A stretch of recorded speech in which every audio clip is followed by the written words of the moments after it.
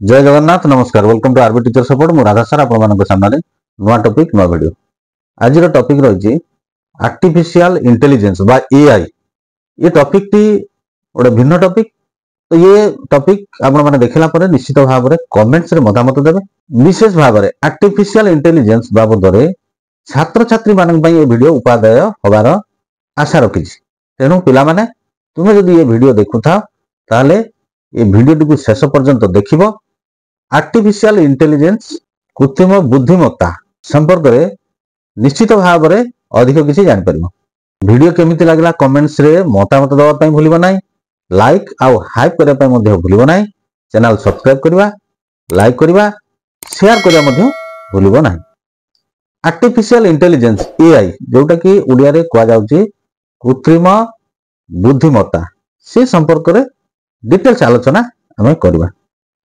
AI वर्तमान एक वैप्लविक प्रजुक्ति विद्या भाव में उभा है जहाँ आम जीवन एवं विश्व सहित जोगाजोगर एक विराट परिवर्तन आनी। आर्टिफिशियल इंटेलिजेंस बाबद में जहाँ जानिबार कथा से जिनस मु रखा जाऊँगी। टॉपिक होची कृत्रिम बुद्धिमत्ता आर्टिफिशियल इंटेलिजेंस एआई शिक्षण शिक्षादान रे शिक्षकों भूमिका नहीं पारिबो कि? यह एक बहुत जटिल एवं गुरुत्वपूर्ण प्रश्न।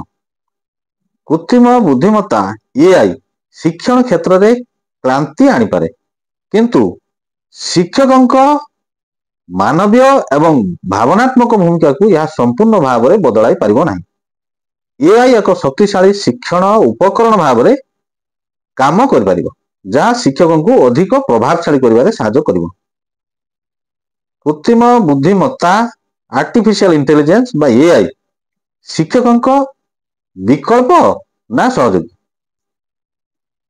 कृत्रिम बुद्धिमत्ता एआई सहजरे शिक्षादान किसी दिग को परिचालना करि जेपरि कि तथ्य प्रदान करिबा, परीक्षा मूल्यांकन करिबा एवं व्यक्तिगत अभ्यास प्रदान करिबा। तथापि जन शिक्षकों मार्गदर्शन सहानुभूति एवं प्रेरणा देवार क्षमता अतुलनीय। एआई शिक्षकों विकल्प बा रिप्लेसमेंट नुहे बरं जड़े शक्तिशाली सहयोगी बा असिस्टेंट हो पारिबो। एआई शिक्षादान रे निम्नलिखित क्षेत्र गुड़िक शिक्षकों ठारू अधिक दक्षता प्रदर्शन करि पारिबो।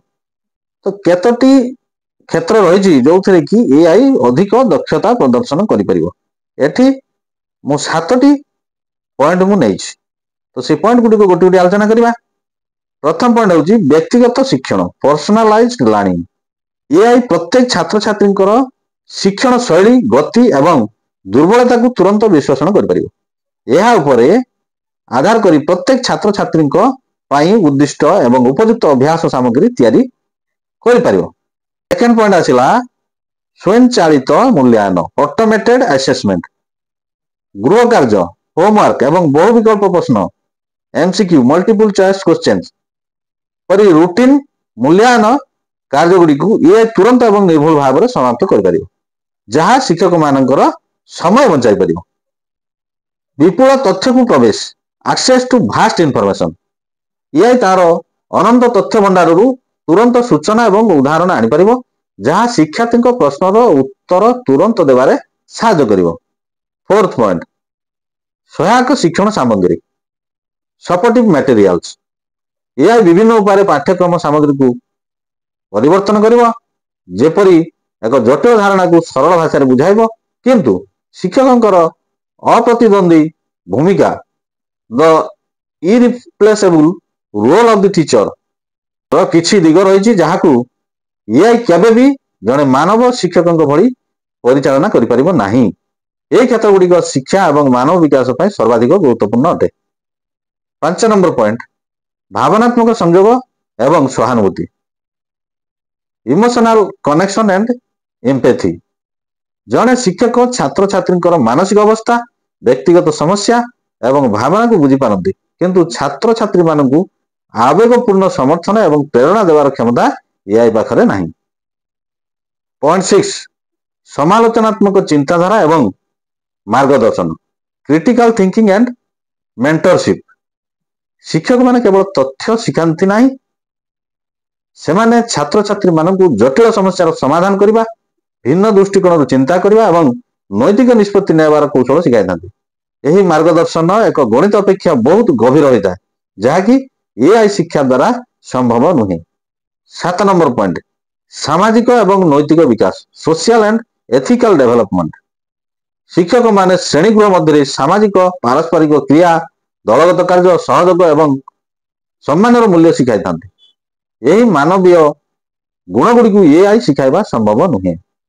8 ନମ୍ବର ପଏଣ୍ଟ, ପ୍ରେରଣା ଓ ଉଦ୍ଦୀପନା, ଇନ୍ସପିରେସନ ଆଣ୍ଡ ମୋଟିଭେସନ। ଜଣେ ମହାନ ଶିକ୍ଷକ ଛାତ୍ରଛାତ୍ରୀଙ୍କର ଜୀବନ ବଦଳାଇ ଦେବାର କ୍ଷମତା ରଖନ୍ତି। ଏଆଇ କେବେ ବି ମନୁଷ୍ୟ ଭଳି ପ୍ରେରଣା ଦେଇ ଛାତ୍ରଛାତ୍ରୀଙ୍କୁ ଉତ୍ସାହିତ କରିପାରିବ ନାହିଁ, କିନ୍ତୁ ଏହା ଶିକ୍ଷଣ କାର୍ଯ୍ୟରେ ସହଯୋଗ କରିପାରିବ। ସିଦ୍ଧାନ୍ତ ବା କନକ୍ଲୁଜନ, ଏଆଇ ଶିକ୍ଷା କ୍ଷେତ୍ରରେ ବିପ୍ଳବ ଆଣିବ, କିନ୍ତୁ ଏହା ଶିକ୍ଷକଙ୍କୁ ବଦଳାଇ ପାରିବ ନାହିଁ।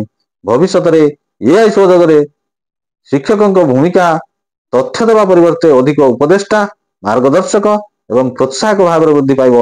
ଏଆଇ ରୁଟିନ କାର୍ଯ୍ୟଗୁଡ଼ିକର ଦାୟିତ୍ୱ ନେବ, ଯାହା ଶିକ୍ଷକଙ୍କୁ ଛାତ୍ରଛାତ୍ରୀମାନଙ୍କର ବ୍ୟକ୍ତିଗତ ଆବଶ୍ୟକତା, ମାନସିକ ବିକାଶ ଏବଂ ଜଟିଳ ଚିନ୍ତାଧାରା ଶିକ୍ଷା ଉପରେ ଅଧିକ ଧ୍ୟାନ ଦେବାକୁ ସମୟ ଦେବ। ଶିକ୍ଷକ ଏବଂ ଏଆଇର ସହଭାଗିତା ହିଁ ଶିକ୍ଷଣର ଭବିଷ୍ୟତ ହେବ। ପିଲାମାନେ, ଭିଡ଼ିଓଟି ଯଦି ଭଲ ଲାଗିଥାଏ ତାହେଲେ ଚ୍ୟାନେଲଟିକୁ ସବସ୍କ୍ରାଇବ କରିଦେବ, ଭିଡ଼ିଓଟି ଲାଇକ୍ ଆଉ ହାଇପ୍ କରିବ, ଅନ୍ୟମାନଙ୍କୁ ମଧ୍ୟ ସେୟାର କରିବ, ଆଉ ଭଲ ଲାଗିଲା କି ନାହିଁ କମେଣ୍ଟସରେ ମତାମତ ଦେବ। ପରବର୍ତ୍ତୀ ଭିଡ଼ିଓ ପର୍ଯ୍ୟନ୍ତ ରହୁଛି। ନମସ୍କାର। ବନ୍ଦେ ଉତ୍କଳ ଜନନୀ।